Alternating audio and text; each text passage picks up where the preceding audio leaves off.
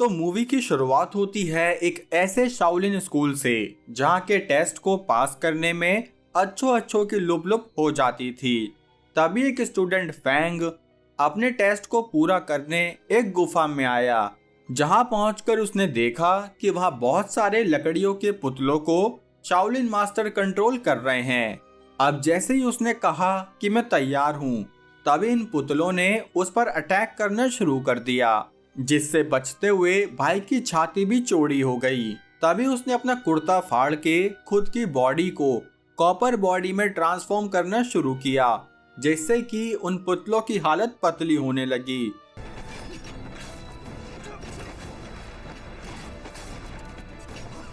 जिससे फैंग को लगा कि वो जीत गया, लेकिन तभी उन पुतलों ने भी आपस में भाईचारा दिखाते हुए एक बड़े रोबोट का रूप ले लिया, जैसे एसपीडी में होता था ना, वैसे ही।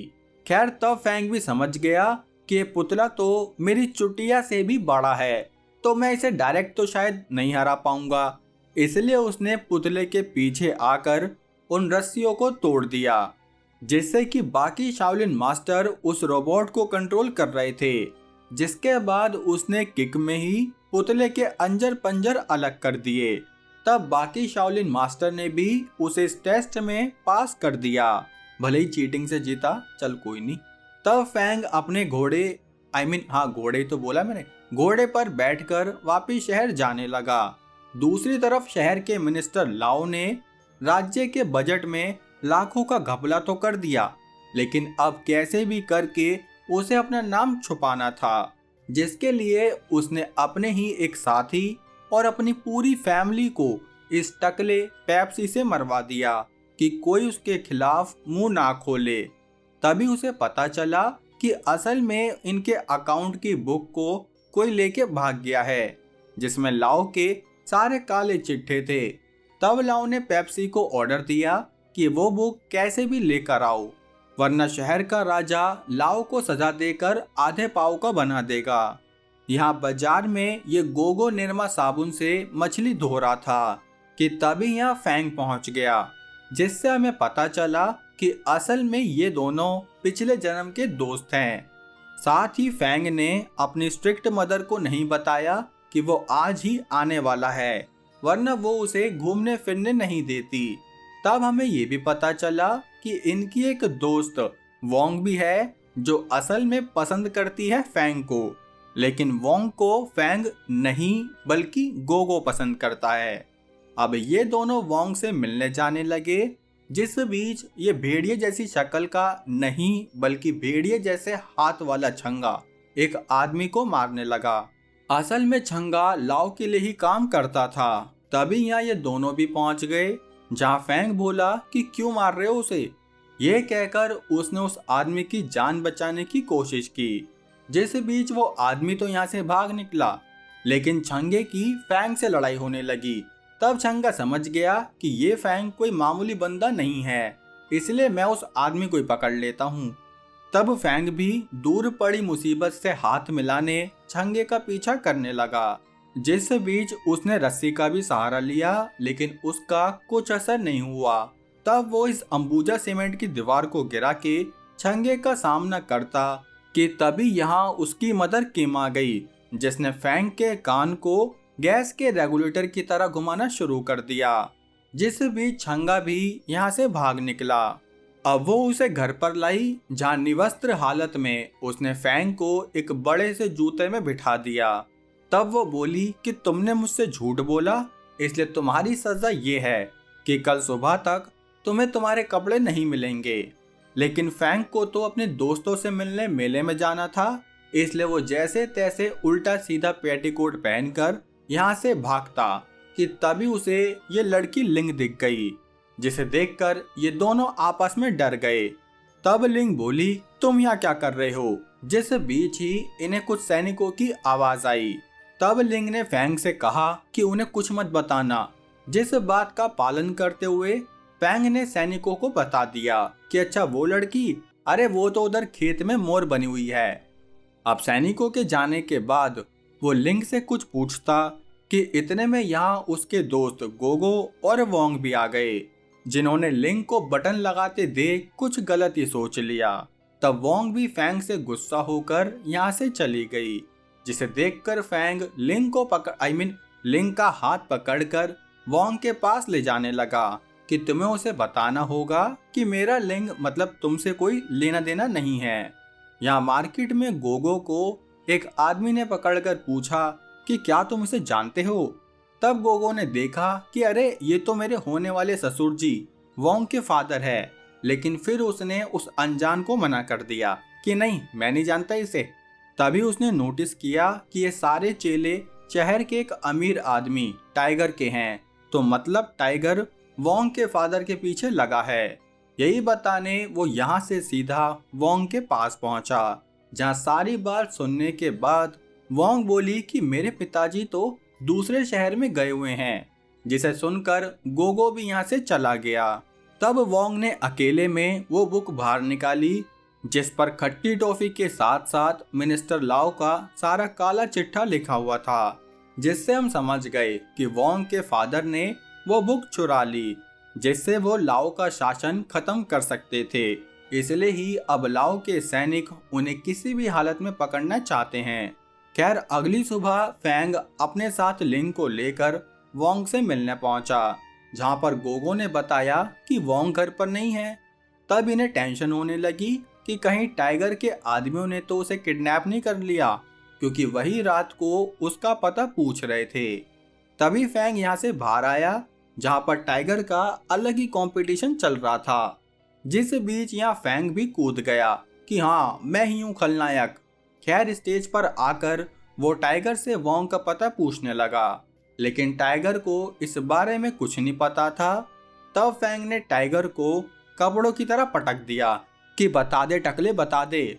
लेकिन टाइगर तो इतना पिटने के बाद उल्टा हंसने लगा कि अरे वाह मिल गया मेरा दामाद। तब हमें पता चला कि असल में तो यहाँ टाइगर की बेटी का स्वयंवर रचाया जा रहा था, जो देखकर फैंग समझ गया कि इसे तो अपने दिमाग का नहीं पता, फिर वोंग का क्या ही पता होगा। अब ये यहाँ से वापस वोंग के घर में ही तिगड़ी मार के बैठ गए। जिस बीच यहाँ वोंग खुद ब खुद पहुंच गई। तब उसने बताया कि अरे मैं तो बस काम से बाहर गई थी। और जब फैंग ने पूछा कि कौन सा काम, तो वैंग ने बात घुमा दी कि अरे मेरी मूर्ति कहाँ गई। तब हमें पता चला कि असल में यहाँ से एक मूर्ति गोगो ने ले ली थी, क्योंकि उसे लगा कि ये मूर्ति वोंग ने उसके लिए ही बनाई होगी, लेकिन असल में वो मूर्ति फैंग के लिए बनाई थी, जिसे फैंग को देते हुए गोगो की कुछ अलग ही जलने लगी। अब ये यहाँ से वापस घर जाने लगे। जिस बीच टाइगर के आदमियों ने फैंग को घेर लिया कि तुम्हें मेरी बेटी से शादी करनी पड़ेगी। तभी वो लिंग को देखकर बोला कि अरे बेटी पुष्पा तुम अब तक कहाँ थी। तब हमें पता चला कि असल में लिंग टाइगर की ही बेटी है, जिसे अब फैंग शादी करेगा या नहीं वो उसकी मर्जी। खैर टाइगर ने ये भी बताया कि वो तो वोंग के फादर को इसलिए ढूंढ रहा था क्योंकि ऑफिसर लाओ ने ही उसे ये काम करने को कहा था, जिससे फैंग समझ गया कि जरूर उनकी जान खतरे में है। इसलिए वो वापस वोंग के पास जाने लगा, लेकिन अब बहुत देर हो चुकी थी क्योंकि लाओ के चेले पेप्सी ने वोंग और उसके फादर को पकड़ लिया, जहां वो उससे उस बुक का पता पूछने लगे। लेकिन वोंग का फादर इतनी सच्चाई की मूरत निकला कि उसने बुक का पता बताने की जगह खुद की 13वीं का कार्ड ही बुक कर दिया। तभी यहाँ फैंग भी पहुंचा, जिस पर पेप्सी के आदमियों ने हमला शुरू कर दिया। तब फैंग ने भी अपने शाओलिन स्कूल की पढ़ाई दिखाते हुए उन सैनिकों के तोते उड़ाने शुरू कर दिए। यहाँ तक कि उसने पेप्सी की छाती में भी एक घूसा दिया, जिससे पेप्सी को अंदाजा हो गया कि वो फैंग का मुकाबला नहीं कर सकता। इसलिए वो वोंग को ही अपनी बंदी बनाकर यहाँ से ले गया। यहाँ लाओ को जब पता चला कि पेप्सी इस मिशन में फेल रहा, तो उसने छंगे और उसके पिता चिन को फैंग का खेला करने के लिए कहा, जिसके लिए चिन ने लाओ के आगे अपने घुटने टेक दिए, जो देखकर छंगे को बिल्कुल अच्छा नहीं लगा, क्योंकि वो नहीं चाहता था कि उसके फादर किसी के भी सामने अपने घुटने टेके, जो कि किसी भी बेटे को नहीं अच्छा लगता। यहाँ फैंग को एक पत्र मिला जिसमें लिखा था कि अगर तुम्हें वोंग की चाहिए जान तो उस लिस्ट को लेकर काली पहाड़ी के पीछे 9 बजे आ जाना। अब 9 बजते ही फैंग काली पहाड़ी पर पहुंच गया, जहाँ पेप्सी, छंगा और चिन तीनों अपने चेलों के साथ आए हुए थे। तब फैंग ने एक फेक बुक पेप्सी को दे दी, जिसे देखते ही पेप्सी समझ गया कि लगता है ये खट्टी टॉफी खाकर आया है। जिसके बाद ही फैंग और छंगे में लड़ाई शुरू हो गई। इस लड़ाई में फैंग बढ़िया तरीके से छंगे को पिटाई से नंगा करने लगा, जो देखकर चिन ने फैंग पर अपना खट्टी टॉफी का पाउडर फेंक दिया, जिससे कि फैंग के भी तोते उड़ने लगे। तभी पेप्सी ने छंगे को ऑर्डर दिया कि खत्म करो इस लंबी चुट्टिया को।